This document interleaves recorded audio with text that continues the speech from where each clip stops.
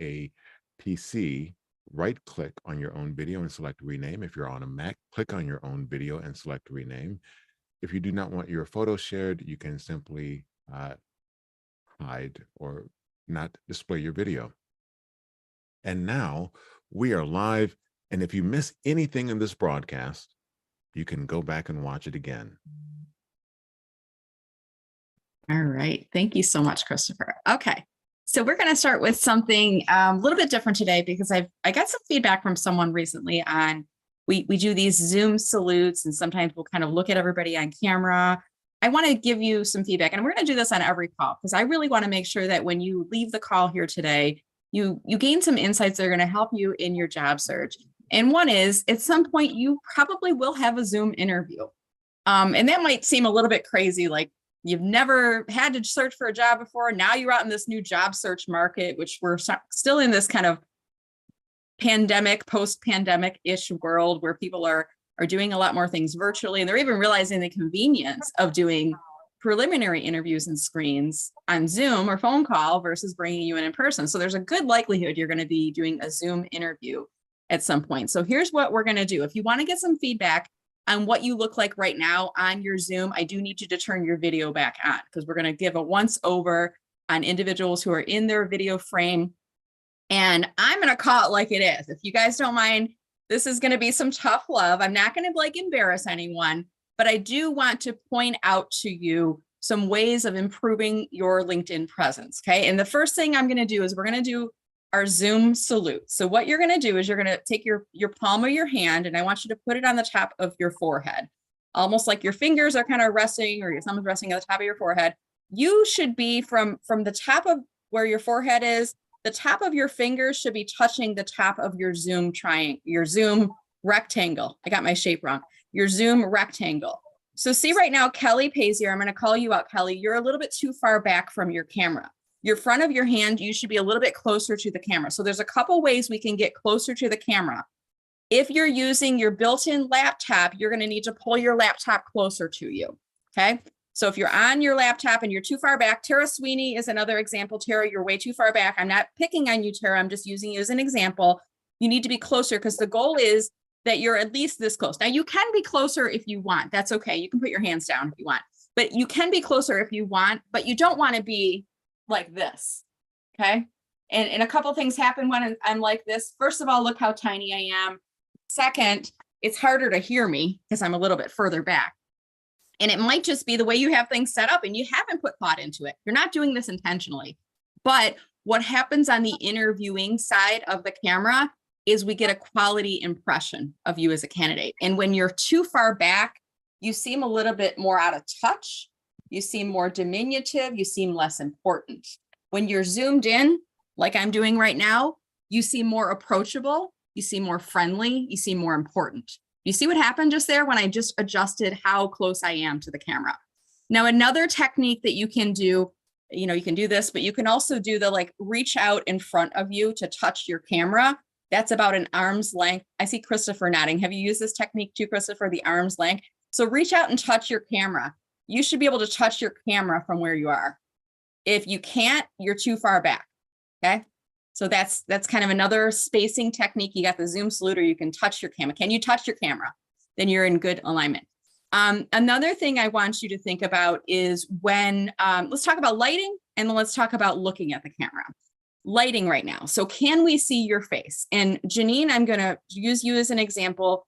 There's a couple other folks I'll use as well, but Janine's just one example. Janine's got on her left-hand side, she's got a window, and it's pretty brightly lit on the left-hand side. On her right-hand side, there is no window. So it makes it a little bit harder for us to see Janine. And it looks like she might be opening the window because she's like, oh, Brenda's picking on me. I got to fix this. And by opening the window, we can already see the lighting is getting a little bit brighter in the background behind her there right now, right?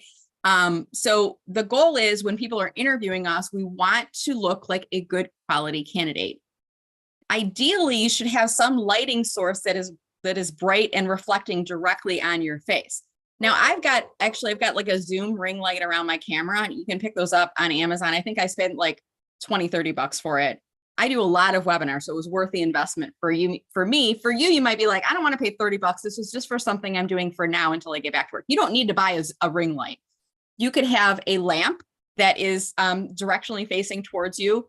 If like Janine, or let's see who else, Dan, it looks like has a window behind him. Abby, I'm not sure if that's a virtual or if that's real lighting behind you, but sometimes where we are sitting, the lighting source is not in the right direction that's most flattering on camera. So really what you want to be doing is you want to be facing a window if you can, okay? Facing a window if you can. Now, if there's windows on the side of you, like it is on Janine, try to get another lighting source that's reflecting on your face so we can see your face on camera, okay? Now I want to show you just a before and after with me with a ring light. Okay, this is me with a ring light on, ring light off. Think about the quality impression that you get when it's just that darker tone. You can still see me, but it's harder for you to see my face compared to brighter, you got the face slits up. Now you think about a quality candidate that's on there, okay? So we talked about distance to the camera. We've also talked about lighting. I just got a text from someone. I want to talk about that in a second. Lighting, distance, and then I want to talk about audio. Just one second, because I think someone had a question about something, a participant in the room. I just want to make sure that everybody who is here should be here. Let's see here. Fireflies.ai is a bot that records the meeting. I don't know who is using Firefly.ai. This is being recorded and this is public on YouTube, so I'm not overly concerned about that. Julia, thank you for texting me. You know, it's public anyway, so if you're trying to do the note taking, it could be for transcriptioning purposes. I don't mind that. It's public on YouTube. You get closed captioning, so it's fine, Julia. Thank you for alerting me, but we're fine with this. All right, so we talked about distance to the camera. We talked about lighting. I want to talk about looking at the camera next. And wherever you are, you know, sitting right now, looking at the camera, most of us, if you look on screen, we're looking at people's faces. So we're looking down, right? And that's common human nature. They even do studies of like newborn babies. Newborn babies would prefer to look at a face versus an inanimate colored object. My laptop camera, or the external camera, is an inanimate object. I don't really like looking at this little dot right here. This feels very unnatural for me, especially when I can see there are human faces over here. I would much rather look at your faces than I would rather look at the camera.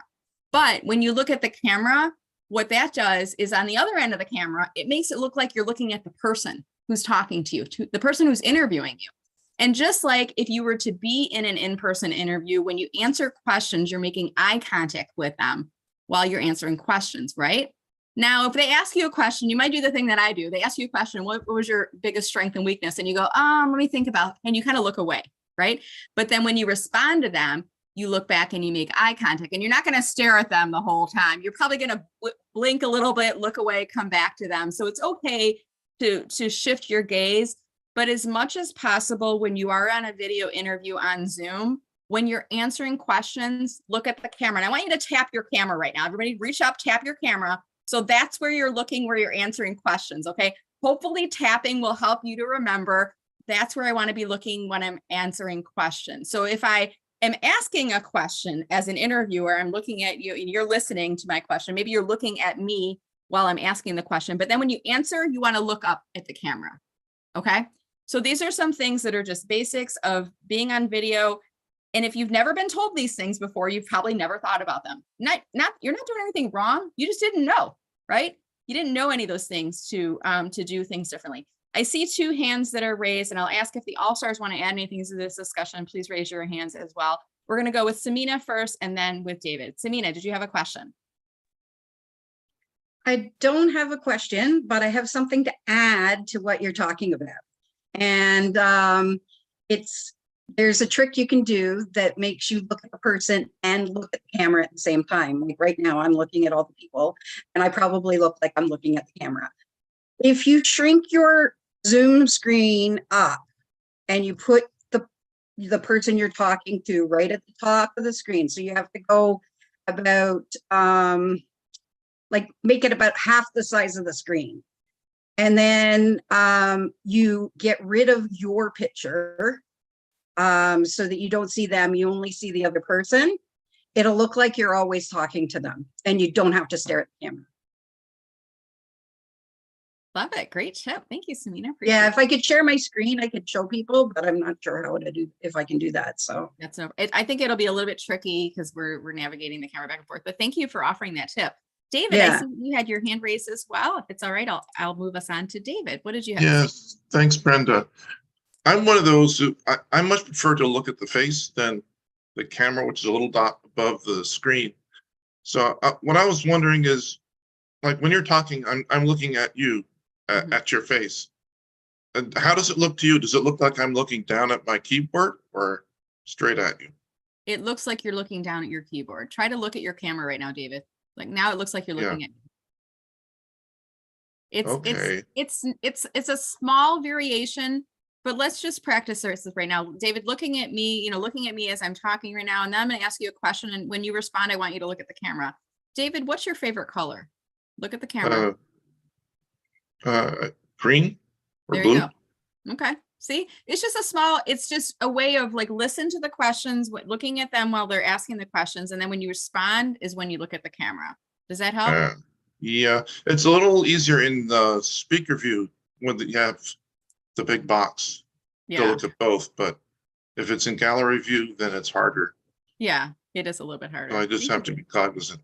Yeah, absolutely. All right, I'm going to move us over to Christine. And again, if any of the all-stars that are helping me on the call want to add to the conversation, raise your hand and I'll call on you next. Christine, what did you want to say? Good morning. My camera is mounted at the bottom of my screen, so I was wondering if there are any additional tips for that situation. Christopher Johnson, do you want to say anything to Christine? That is a really odd camera placement, and there are a few manufacturers that do that. Why? I don't know. If you can raise your laptop so that it is closer to eye level. Christine, is it a desktop or is it a laptop that you're on? It's a Lenovo laptop, and I do have it mounted on two 4-inch binders, so it's already up. Yeah, What about an that's the external, what about a second screen, Christopher? An external camera would be, that isn't another solution. And Zoom will allow you to switch back and forth between them. So you could So what we're switch talking to- about is like getting like a separate monitor, and the monitor, like, I'm going to unplug mine to show this right now. How do I make myself spotlight here? Okay, so I don't even know if I can flip this around. So I'm going to flip this around. This is my second monitor in the background where I'm watching people in large screen mode. And I'm going to turn my webcam back to me again. And I have an HDMI cable that, let me hold this up so y'all can see this. So this plugs into my laptop. So the monitor is almost like, it's like a flat screen TV screen. It's like, I don't know, 36 inches or whatever. And there's a power source that goes from that to the power. And then this plugs into my laptop to get the second monitor. These are getting less expensive. I mean, I know you can pick them up on Amazon, or here in Metro Detroit, I go to Micro Center to get all of my electronics and stuff like that. It just depends, Christine, on whether you want to make that investment in the technology. If it's something that's only temporary, maybe it's not worth it. If you're going to be doing more things on Zoom, it may be worth investing in a second monitor. I think right now, Christine, it looks like you're looking up at the ceiling. I'm like, what's she looking at? And I know you're looking at me because you just say that. So one other thing you could do, Christine, is at the beginning of the interview, let people know if it looks like I'm looking up, it's because my laptop has the video at the bottom of the screen. But the same technique, and I'm going to practice this with you right now, Christine. I'm going to ask you a question. I want you to look at the camera as you're responding. So Christine, what is your favorite color? I like blue. See, you're still looking. It's because of the placement of the camera. So it doesn't matter for you. Right. I was looking directly at the camera, and I cut out a little image. I Googled smiling businessman, and I shrunk it down, and I pasted him right next to my camera so I could even talk to him. So it wouldn't feel like I was talking to the bottom of my screen. And that still isn't working very well. All right, Christopher, any other advice?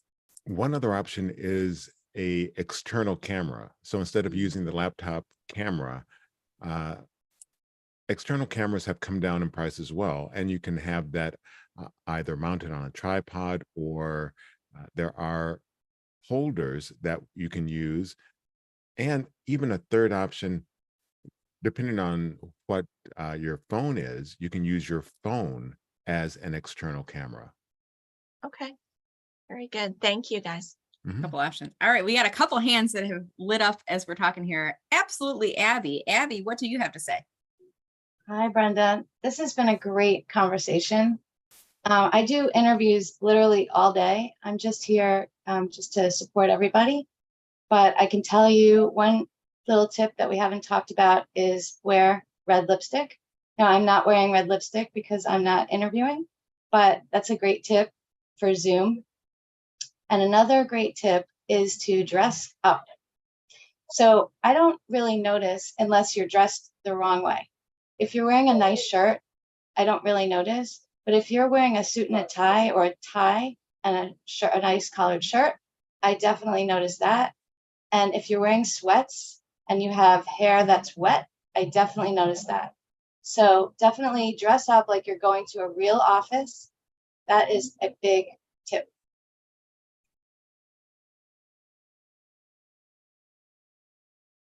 Muted. So next up is Al. Al, what did you want to add to the conversation?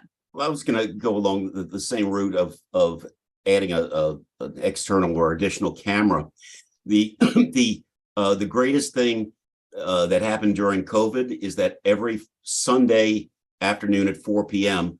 I have a Zoom conversation with my 92-year-old mother, who still teaches math in New Orleans, my older sister in Boston, younger sister in Chicago, and a couple of nieces and nephews. And my mother, God bless her, she's either has her laptop that's opened out like that, or using her phone, and we're always looking up her nose. And we don't want to do that, I don't think. Good point. Thank you so much for that. Yeah, and it's amazing how just the angles, like once you tell people these things, it's like they're not going to unsee it. Tara, I see your hand is raised, and then after Tara will be Stuart. Yeah, well, it's funny everybody's suggesting external cameras, because so I've moved mine since you mentioned it, but it's a mess now because I have an external camera that is mounted to the top of an external monitor. But that's why you were looking at me from far away, because it looks down on me. So since you pointed it out, I took a bunch of books and I stacked them up, and now it's a little better. I'm still not looking directly at you. I know it's not exact, and this will never work because I can't have a bunch of books sitting on my desk in front of my monitor. But so, I guess, everybody's saying get an external camera with, and mount it, but that has it looking down at me. So I don't know that that's the solution. I'm wondering if anybody has suggestions as to what to do with that then, because Yeah. And I made a note too, Tara, I even saw somebody, I think it was David, who said that feels really unnatural to look at it does. I mean, honestly, when I first started doing Zoom calls, the most unnatural thing is like looking at the camera as you're like, right now I'm looking at the camera and it feels like I'm looking at you. It's so unnatural looking at a circle, a black circle with no light in it, no eyeball blinking back at me. It's a very unnatural thing to do. You get this with practice.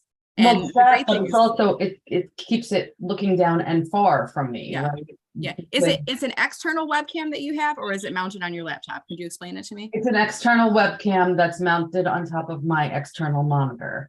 Okay. So if I put it where it naturally. Gotcha. So you can move it around. You can angle it down if you want, right? Yes, that's exactly how I normally have it. But Yeah.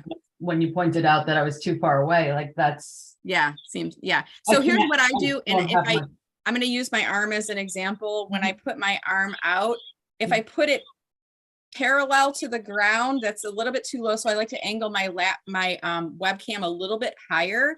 I find it's a more attractive angle to have it slightly higher than either at eye level or looking down where it's looking up the nose. Christopher, I'm wondering if you have any thoughts on that. Is it better to be at eye level, slightly up? What are your thoughts on that? My thoughts on that, it should be about eye level. So a little bit above is fine, but arm's distance about eye level, perfect. So how do you get it eye level when it's coming from the top of your monitor. It's on an arm that you can pull down, right, Sarah? No. Okay, can you get an external, like I have another tripod that I mount my camera on, and I can pull the tripod up and down and I can move it around. Oh, So I can instead of move- mounting it on the laptop, you might need to get a tripod to mount it on. no, I'll have to look into that. Yeah. Thank you. You're welcome. All right, I saw Stuart with his hand raised. Stuart, how are you today? What did you Good morning. Good morning. So great to see everyone. Instead of a separate camera for Christine, I thought maybe an opportunity just to do the opposite of what was suggested earlier. And please forgive me, I forgot who mentioned it, bringing the interviewee up closer to the top. Couldn't she just bring the screen down? And so then she'd be looking at the person down in the lower quarter of the monitor. Just another thought. I had to go grab my lipstick for the next question because somebody just asked a question. But was that, to Stuart's point, was that helpful for you, Christine? That explanation? Yes, thank you. Any Okay. ideas are helpful. All right. As I said, I do have a little image right next to my camera. I'm looking directly at the camera right now, and it still, I think, doesn't look Yeah. like It's better. It's better. Yeah, wouldn't you It's all say? better. I mean, go into chat right now and tell Christine, on this too, because I mean, all of these things we're making adjustments to ourselves on camera. I'm going to pull up the gallery view already. I can even see, like, if I put everybody in gallery view right now, we've all improved in terms of what we're looking like. Like everybody's making adjustments to distance, to size, even to looking at camera as we're going through in here. Scott's getting something that looks like the Matrix, like the video is like flickering. I don't know if anyone else is seeing that on there. Something weird is happening. I'm going to keep us moving along here. I see Ken Lang has his hand raised. Ken, what do you have to share? It was a question for Abby, actually. Abby, you were talking about dressing for Zoom interviews and so forth. Curious if you have a suggestion. I've got a short Teams meeting coming up next week, and it's not a formal interview. It's more of a just a discussion through somebody I networked with into a company that I'm interested in. It may lead to an interview, but I felt like wearing a full-blown suit and tie might be a little overpowering. So I was just going to go with a nice shirt and a coat. Your thoughts on that? Sure thing, Ken. I definitely would not wear a suit or a tie because it might make the person feel awkward that you're overdressed. But I would wear a really nice shirt, or a short, long, really nice shirt, clean cut. That's all. But that's a great question. Okay, thank you. Thank you. All right. So I was like throwing makeup on in the background because I was like running late this morning. But I think was it Abby that you suggested wearing red lipstick? Was it you, Abby? Yes. Okay. So ladies, gentlemen, I'm sorry, unless you prefer to wear makeup, and to each his own. If you want to wear makeup, you can do that. You be you. I do not pass judgment. But ladies, if you do wear makeup, wearing red lipstick, make sure your face pop or your lips pop a little bit more. It's almost like you want to think about when you're on stage, when you see people on stage in Broadway, right? They're wearing screen makeup, which is always much more vibrant, brighter than what you would wear on the street, right? You wouldn't wear the same really loud colors, things like that. So if you're comfortable wearing brighter shades of lipstick on camera, that will help. It just helps your lips to pop a little bit more, and it helps you with your visual presence. I believe that's the point you were trying to make, Abby. Is that correct? Exactly. I heard that from somebody else.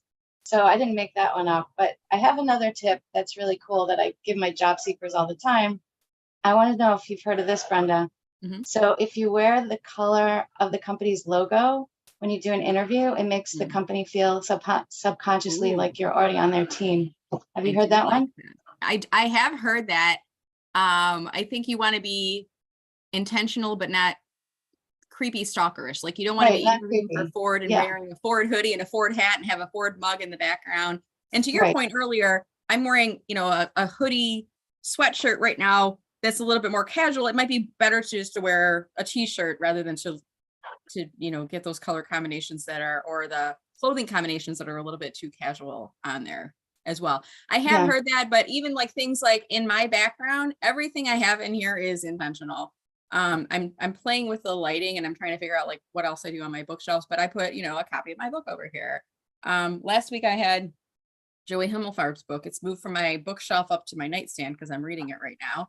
And I've got this other book from Amy Porterfield that's over here. So having things in the background that are intentional, I think are important. And on that note, I'm going to pull us up to gallery view again. And I want to talk candidly about backgrounds. What's behind you right now? Okay. Tough love. I'm going to be direct. I'm not going to call out names as I'm making these kind of judgments and giving you some feedback. So I see many of you have done a blurred background, which is perfectly fine, by the way. It's perfectly fine to blur your background. Scott Boudreau, would you mind hiding your camera, sir? Because it keeps flickering around and I'm not sure if you're having some AV issues or, thank you, sir, I appreciate that. So looking at the blurred backgrounds, perfectly fine to do so because you might have messy things in the background you don't want people to see, or you're at a co-working place like Abby is and you don't want people's faces to be seen. Perfectly fine to do so. If you, like me, have bookshelves or things in the background, we want to make sure that whatever is in the background, we're okay with people seeing that and they are intentional. Now, Kenneth Lang, I'm gonna pick on you for a minute. And this is something I saw, I can't remember where, I feel like it was on Twitter. They were talking about what should be in your backgrounds when you're on video. When somebody has a door in the background on video, in the back of your mind, you're thinking, is somebody gonna walk in as I'm in my interview with Kenneth? So if you can, if you're in your frame is a doorway, try to move it so the doorway is not in your frame. One is from the person who's interviewing you, they might be wondering, is somebody going to walk in the door while you're interviewing? And the other is that actually might happen.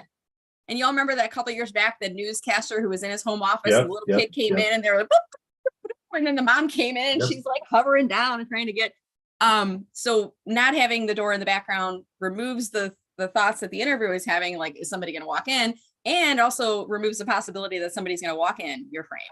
Another person I see, Dean in the background, has a mirror in the background, and it's fine. But what if somebody walks in the room, Dean, as you're going through and their reflection goes through the mirror, right, in the background behind you? So just thinking about that. Adam, you and I both have bookshelves and interesting things in the background. Adam, can I have your permission to pull you up a little bit larger on screen? Would you mind? Sure. No, don't mind. I'm going to make you spotlight here. I'm going to take myself off of spotlight so we can see. Whoops. Okay. So we've got a lot of interesting things in the background. Are you interviewing right now, Adam, or what's your situation? Not interviewing at the moment, but if I were, I'd be blurring my background.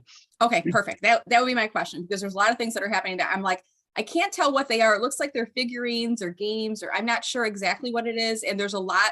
I mean, it's your home, so you can organize as you wish, but somebody might say it looks cluttered in the background and there's too many things that I'm looking at. Blurring would definitely alleviate that issue for folks that, you know, if you want to keep the background as it is.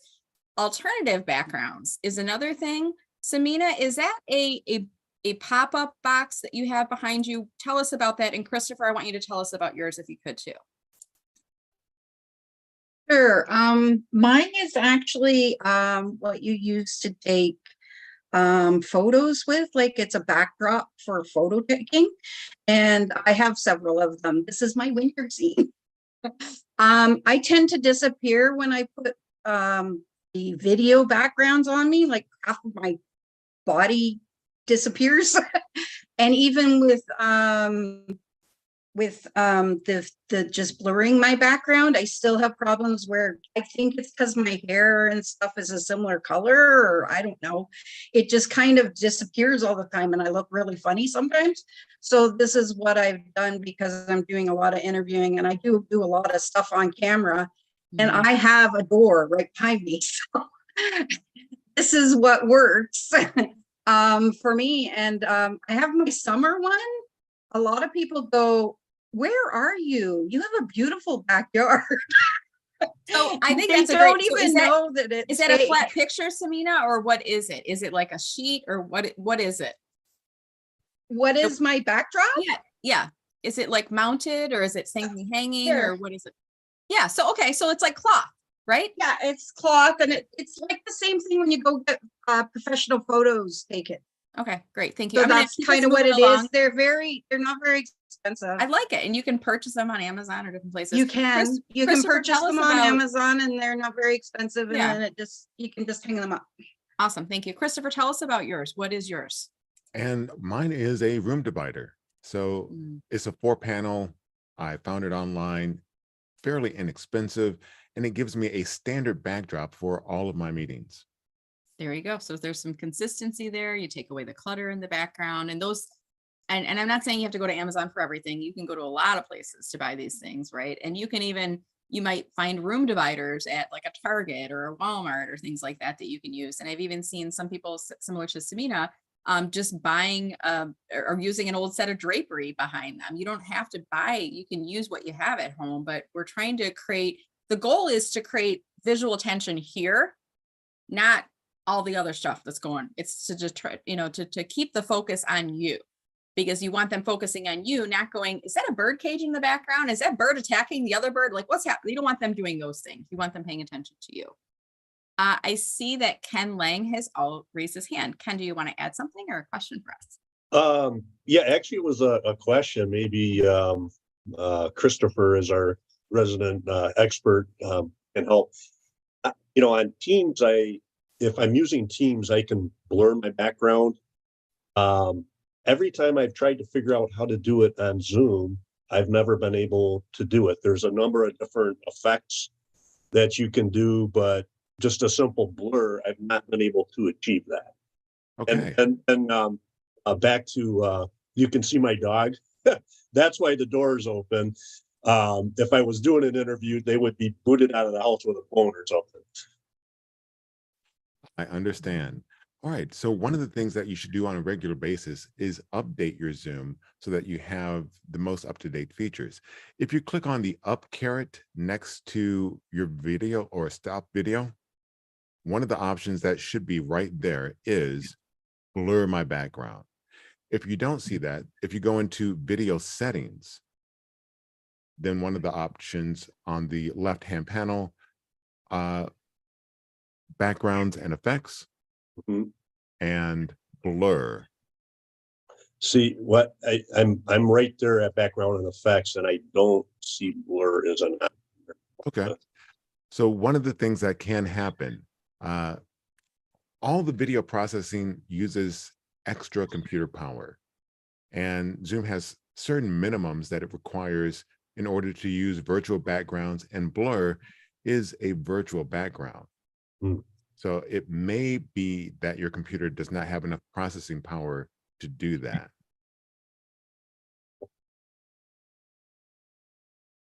All right, awesome. I want to comment on one thing. I'm jumping around a little bit on here, but thank you for both of you for that. I want to comment on one thing I saw somebody saying, we were talking about the wearing red lipstick and someone said, I had an interview earlier this week where the interviewer was wearing lipstick and the color came through strangely. She had trouble getting past the weird color and kept mentioning it. So were you wearing red lipstick or was the interviewer wearing the red lipstick? No, can you hear me okay? Yeah, Laura, yeah, go ahead. Yeah, the interviewer was wearing it. It was at 5 p.m. Mountain Time and she was in Central Time, so it was probably 6 p.m. So we were on 100% artificial light and it came through in kind of like a purple tone. So she kept saying, oh, I look like Ursula. I would never wear a color like this. She just had a lot of strong feelings about it. It was her lipstick, but she was distracting herself, or she was distracted because she didn't feel like she was her personal best because the color looked off. So I would just say, if you're going to go that route, if it's daytime, great. If it's artificial light, I would probably test it out first and make sure you don't come through in a strange way first, just because she was so distracted. It would make me afraid to do that also, unless I was like, I had tried it. It was a good color. It came through properly. It didn't make me look like Ursula because, yeah. Is that Ursula from The Little Mermaid, or who are we talking about? That's what she called herself. There's two Ursulas. Like there's the Ursula from Little Mermaid, and then there's like the Ursula from Friends. I'm thinking about like Phoebe's. Oh no, yeah, I think she meant those ones I'm thinking. Related to that, thank you for bringing up this point, Laura, because I want to remind everybody, when you have a Zoom interview, you should be practicing out before the Zoom interview. Like, don't wait until the Zoom interview and get on Zoom and test all these things out. Like, you can create a free Zoom account and you can open a meeting with just yourself, and you can go on Meet and you can record this, and then you can watch the playback and see what you look like. You can practice answering questions. You can practice looking at the camera. You can practice with your lighting on and off. You can practice with this microphone, with that microphone. You can practice with a headset on and off. All of these things, and even, do your makeup and think like, Abby said, wear a red lipstick. So I put red lipstick on, then I look at myself like, oh my gosh, I look like a clown. I'm not, like, that's not my shade of red. Even the time of day, like, try to get I love that point, Laura, try to capture yourself on Zoom at the time of day that the interview will be occurring, because you might get lighting effects that are different in the morning versus in the evening. I love the way the conversation is flowing here. I see, Abby, you have your hand raised. Abby, what did you want to offer? Yes, I don't see any here, but I have had interviews with people that had fans spinning over their head in the background. And I just want you to know that it is so distracting that I can't concentrate on my interview. So if you have a fan over your head, just shut it off. That's it. Really good point. Really good point. And the sound from the fan too. I've had some employees Plus, who work with the of fan, course. and Yeah. you hear the whirring or the clicking. Yeah. I also, Brenda, no one's talked about glasses, wearing glasses in a Zoom call. Do you have any opinions about that? Anybody raise your hand if you have any suggestions for glasses on interviews. I would say that if you are normally the type of person that wears glasses, you have to wear glasses to wear them. Absolutely. Don't not wear them. But if you're worried about lighting hitting your glasses, you might need to adjust your lighting or adjust your glasses slightly. Stuart, you're nodding. You're a glasses wearer. I'm a glasses wearer who wears contacts sometimes. So I've got my contacts in. Stuart, what advice do you have based on your experience with that?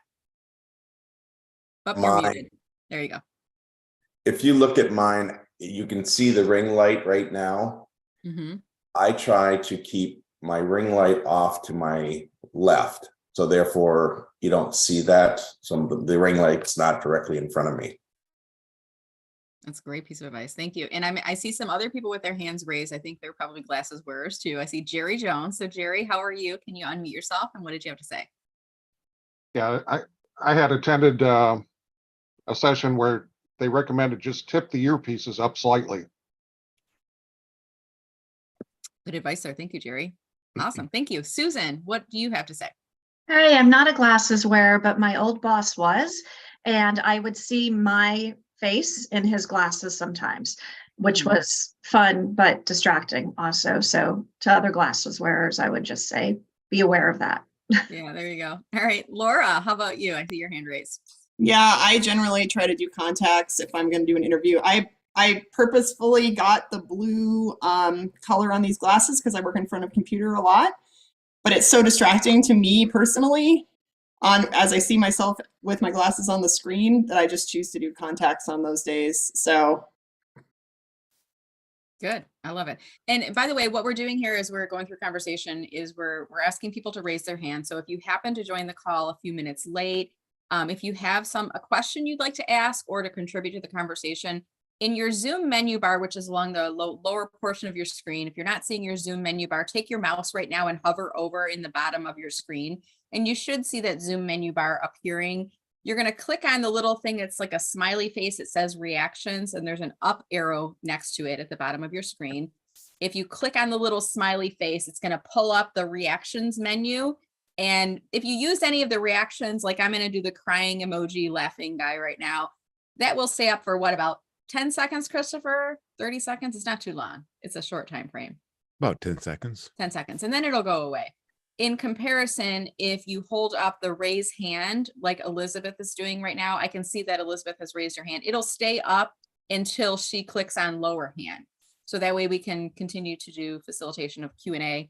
Elizabeth, you did raise your hand twice. Did you have a question or something you wanted to ask, or were you just testing that out? No, I have a question, and then I lowered it because that wasn't my question. So normally I wouldn't be wearing a hat and glasses, but I didn't think I was going to go on camera today. I am curious for feedback on my background, because for me with this screen, it looks really blown out, like really bright.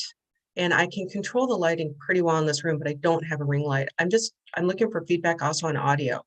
because I do want- have a headset. I want everyone to go into chat right now and give Elizabeth some feedback. And by the way, if anyone else wants feedback like this too, we'll pull you up next.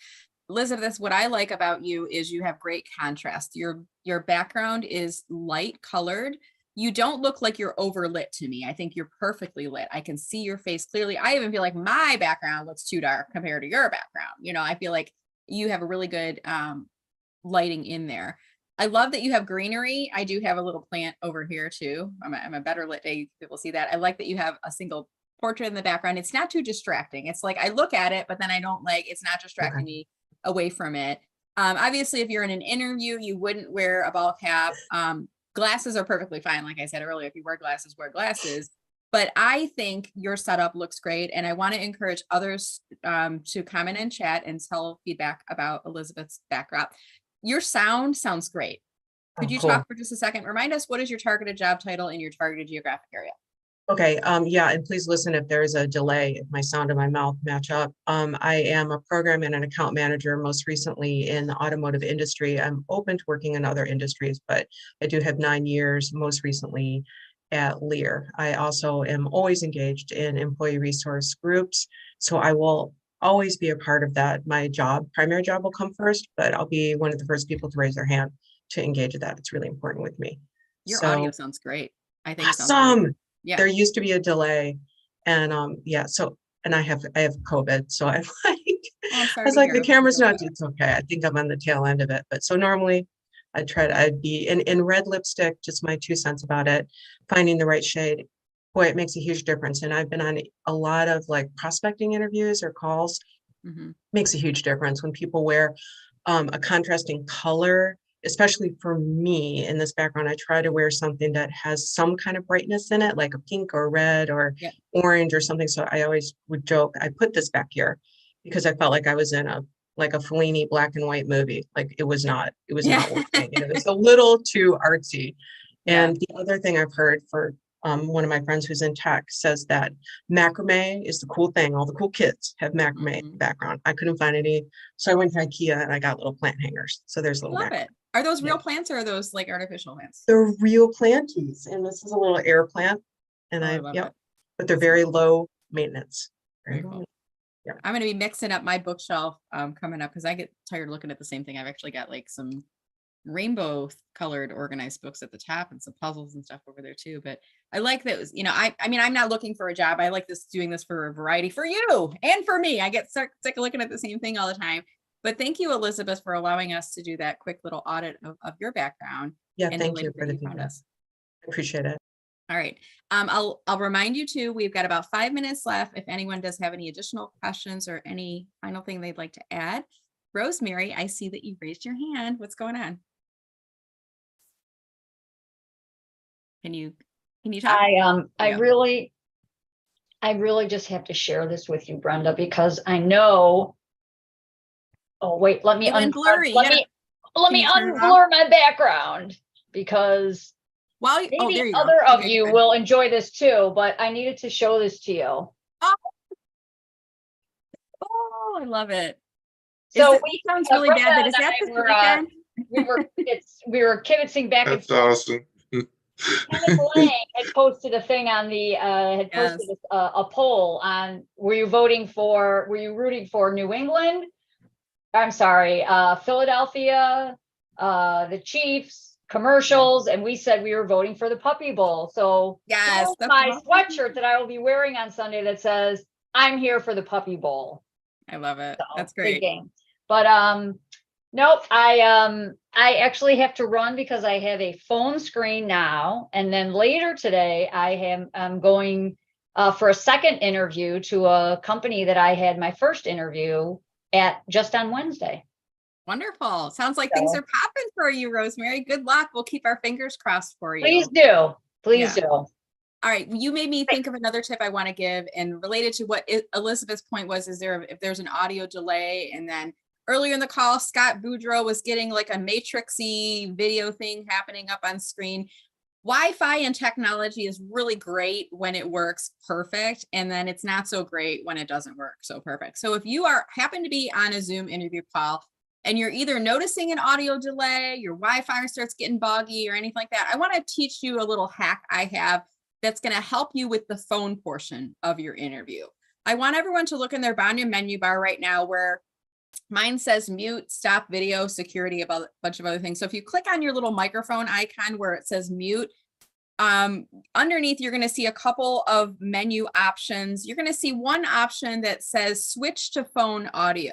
Click on that right now. It's not going to do this instantaneously, but if we click on switch to phone audio, this will give you the dial-in numbers. And if you follow the Zoom instructions by dialing the phone number, entering the meeting ID, and then associating it with your participant ID, you can move off of Zoom audio, which is through your Wi-Fi, which is unreliable, to your phone, which is much more reliable. And then your audio will continuously go back and forth, even if your video freezes on screen. So if you're in the middle of an interview, things starts to go weird, with your audio, your Wi-Fi, and the interviewer is like, I can't hear you, or, oh, hold on, it's freezing. Just very calmly say, let me switch to phone audio. Give me just one moment to do so. You're going to click on your little mute button. And in the heat of the moment when this happened, you're going to be freaking out because you're trying to maintain control, but you're freaking out, right? So I want you to think about it's a sound issue. So the sound is related to the mute. So you're going to think about this. You're going to click on the little icon and you're going to look for phone, switch to phone audio. You're going to click on that, dial in. And then once you're in, your audio will discontinue from your laptop and the audio will switch to your phone. And then very calmly, you'll say to the interviewer, okay, I think we're all set. Can you hear me okay? And they'll say, yep, you sound great. And then you go on with the interview. Easy peasy. You look like you're calm, cool, and collected all the way through the process. So try that out if you are ever experiencing Wi-Fi. And by the way, if you've never tried switching from Zoom audio through your computer to your phone, try it now on the call. Like literally try it right now. Test this out, because the first time you do this, you do not want it to be in the middle of an interview when your anxiety is high, right? And you're trying to be your personal best. Try this out in these calls. Like this is the place that you want to try these out. All right. I see Dan raised his hand and Christopher raised his hand. So Dan, we'll go with you first and then we'll go Christopher. So I actually had one, thank you. I actually had one question. Now I have two. So my first question is, could you, well, I'll reverse it. Can you explain that again? Because I can't see, I go onto my mute button and there's nothing under my mute button. I don't see anything there. Okay, so when you click on your mute button, does a menu pop up? Oh, you know what? Oh, select the microphone, select the speaker. And then underneath that, do you see a couple other options and one that says switch to phone audio? Yes, I have to click It's on okay. the little arrow. I didn't know that. Okay. Thank you for asking that question, Dan, because I know that helps somebody else on the call who didn't want to admit that was happening to them. So everyone on the call, I don't ever want you to feel like I don't want to ask that question. She just explained it. I'm going to look stupid asking because somebody else missed it. I talk fast. I get that I talk fast and I know where everything's at, like, blah, blah, blah, right? And you might go, what? And you're not the only person. So don't feel shy about asking for explanation again. Thank you, Dan. And now you know how to do it, Dan, and try it out while you're on the call here. Try it out with us. Oh, okay.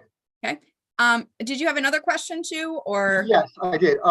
Can you go over again the saving text and how I know how to save it. I know how to click the three dots, but how do you actually save it onto your computer? Okay, excellent. Hey, Christopher, have you ever done blogs on stuff like these frequently asked questions we get on the Zoom calls? Not yet. Thanks for the great tip. Yeah, you could do a post about that.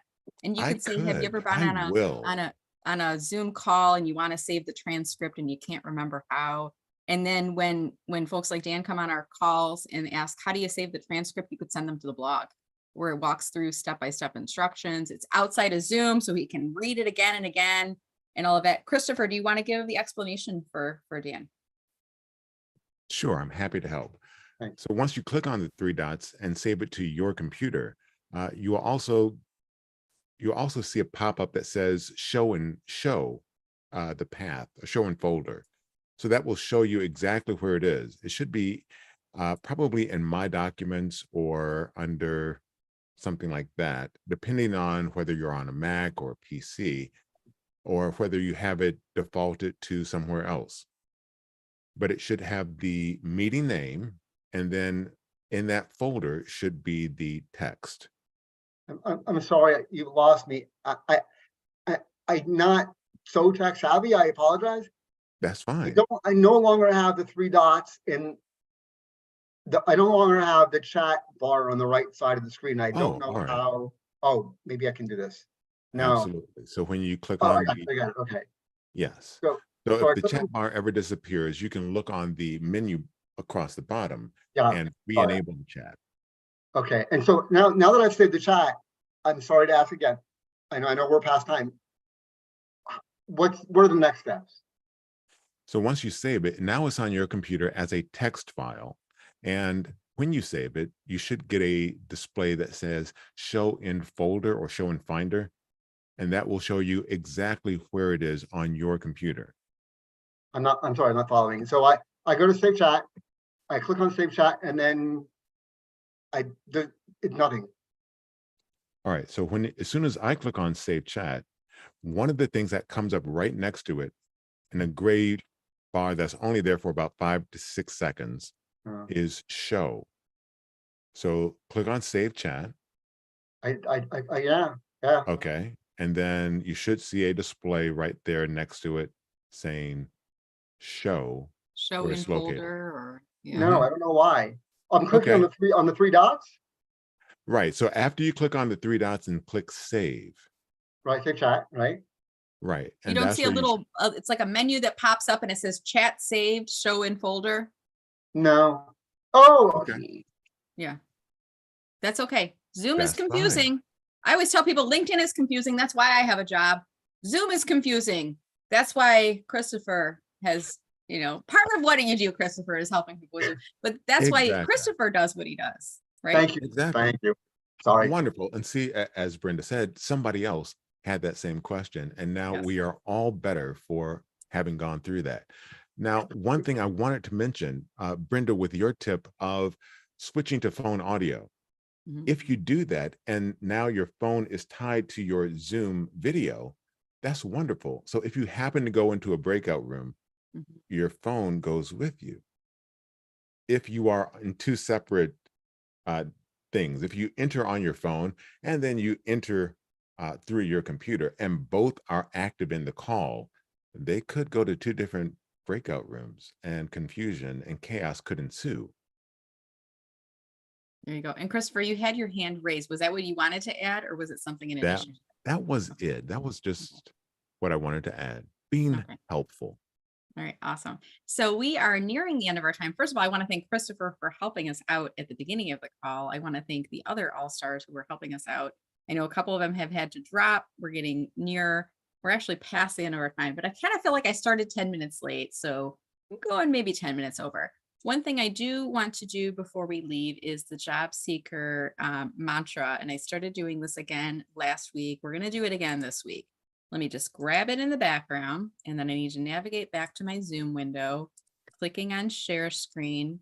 I'm telling you what I'm doing so you know I didn't just leave you and get distracted as we were going through this. All right, so here's what we're going to do. If you want to participate, and I encourage you to participate because you came on the call to get something out of it. I want everyone to get something out of this. I want you right now to unmute yourself. Okay, so you can unmute yourself for this portion. I'm going to give you these instructions a couple times as we're doing this.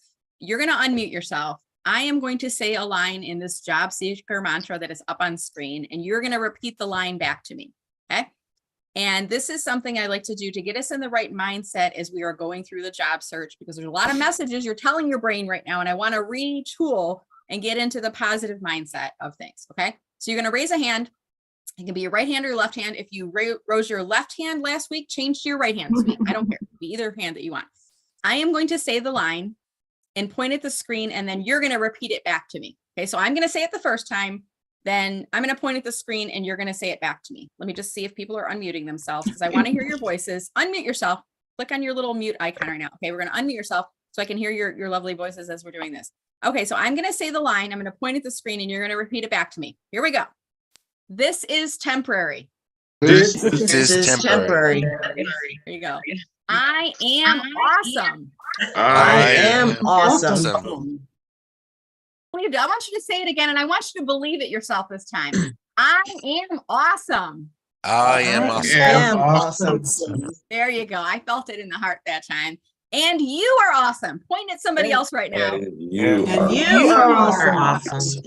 There you go, my friends. I need to pull my video panel because I can see you. Let me see if I can get that. Okay, there we go. I am valuable. I am valuable. Yes, you are. I will find another job. I will find another job. There you go. I love it. The conviction there. The black hole isn't the only way. The black hole isn't the only way. Talk about that in just a second. We'll talk about that. I am in control of my future. I am in control of my future. And using LinkedIn can help to give me power. And using LinkedIn help give me power. Plus, by attending today, I am a step ahead. Plus, attending today, a step ahead. All right, give yourself a round of applause. That was awesome, you guys. And go ahead and mute yourself if you don't mind while I just talk for a moment or two here. I created this job seeker mantra because I have been in career transition myself and it sucks. I'm sorry, I'm going to use the word. It sucks. It's a terrible time. It can also be a really great time. It can be a time where you can have time to walk the dog in the morning and get together with friends you haven't been able to see and release yourself of all the stresses and think about where you want to go next. It is a roller coaster of emotions, to be sure, but you say things to yourself, maybe without even realizing what you're saying to yourself. And I want you to know that right now, this is temporary. Where you are right now, being in career transition, this is just a blip in your history. This is not forever. This is just for now. Someday you're going to look back and go, what the heck just happened, right? I was out of a job for a while. I was out for a period of time, and then you're back to work. And it's going to be a part of your history. It's going to be in the rearview mirror. So I want you to know this is temporary. This is not forever. And I want you to know that you are awesome and you are valuable, because you might be saying things to yourself like, maybe I wasn't as good as I thought I was at my job, or I'm nervous about interviewing because I don't think I'm that good and I don't have all of the qualifications and they let me go for a reason, so I'm not that good of an employee, whatever. You might be saying these things to yourself. None of those things are true. Probably you were let go from your organization because the company had problems with profitability and sustainability, and they need to sometimes relinquish positions to keep the company viable, right? And yours was one of the positions they had to relinquish. So it is not a reflection upon you. That is a reflection upon the industry, the company, sometimes the world. There's a life cycle for companies, and you just, sometimes positions, they run out of their useful life, right? And you have to figure out where you're going to go next. But you are awesome. You are valuable. I want you to remember that. Even if they took your job title from you and the paycheck from you, they cannot take from you the passion you have for what you do and what you want to do next. They cannot take from you all the knowledge that you've gained, everything that's in your brain, all that institutional capital, right? The things that you've learned over the years about your industry, your job, your role, they can't take that from you, okay? That goes with you wherever you go. You are, if you were a marketing director before, you are still a marketing director who is just in between successes right now. So I want you to remember that. If you catch yourself saying, oh, I'm never going to find a job. I am never going to find a job. You're telling your brain you're never going to find another job. Stop it. And I want you to repeat out loud. If you hear yourself thinking or saying that, I want you to say, I will find another job. I will find another job. I want you to repeat that out loud, because then your brain is going to start to figure out ways to make that to happen. Okay, so get into the positive mindset of that. The black hole is not the only way. By the way, if you hate the black hole, go ahead and tell me in chat how much you hate the black hole. I'm talking about the black hole of job search.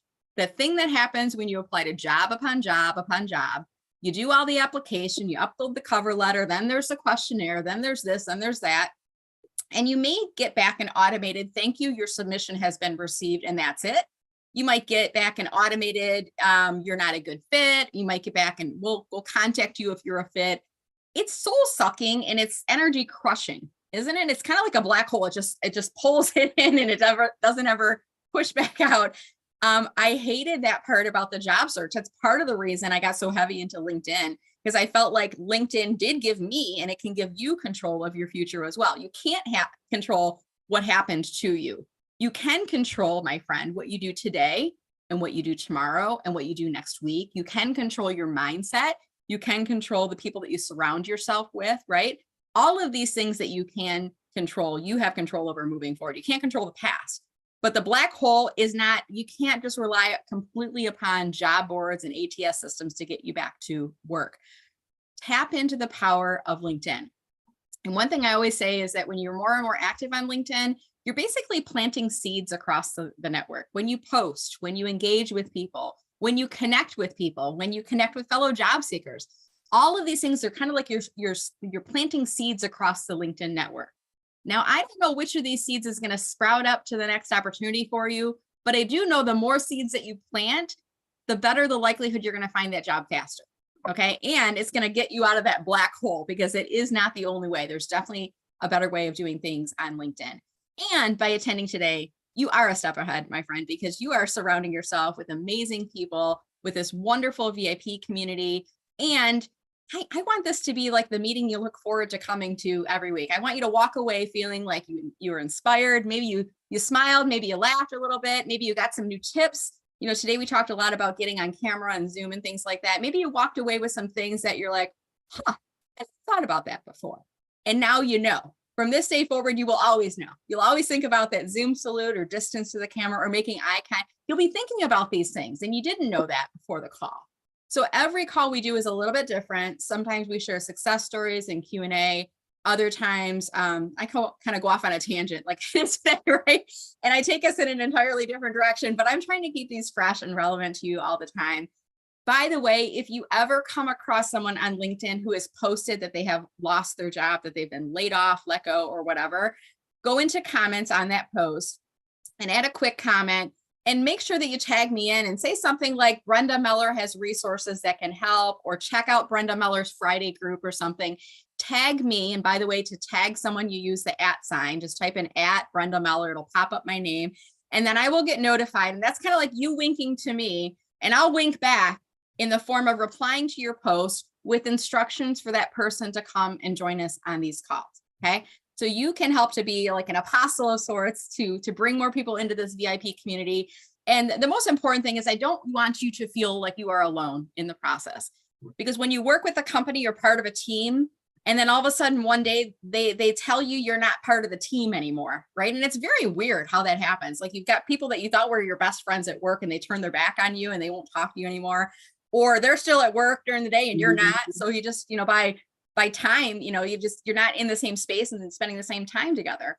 This is the group that you can create as your team as you are in between successes. And by the way, if you do see people that have been on the calls that you've communicated with and you haven't seen them on these calls in a while, could you do me a favor? Reach out to them on LinkedIn and just message them and say, Jerry, haven't seen you on the Friday calls in a while. How's your job search coming along? I want people to know that we know that you're here, and we know that when you're not here, and you matter. I want you to know that you matter, right? It is really important to me because this is such an isolating process. With that said, my name is Brenda. I help you get a bigger slice of the LinkedIn pie. I do offer one-to-one training coaching. When you're back to work, let your team know that I do team training as well.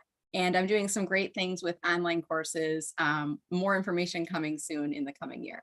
I think what we're going to do right now is I'm going to close off the live stream on YouTube. I'll keep the Zoom open for about 5 more minutes in case anybody wants to download the chat transcript or anything like that. And I want to give a shout out real quick to Lena Thomas. I met Lena in person yesterday at Inforum in Troy. It was so exciting.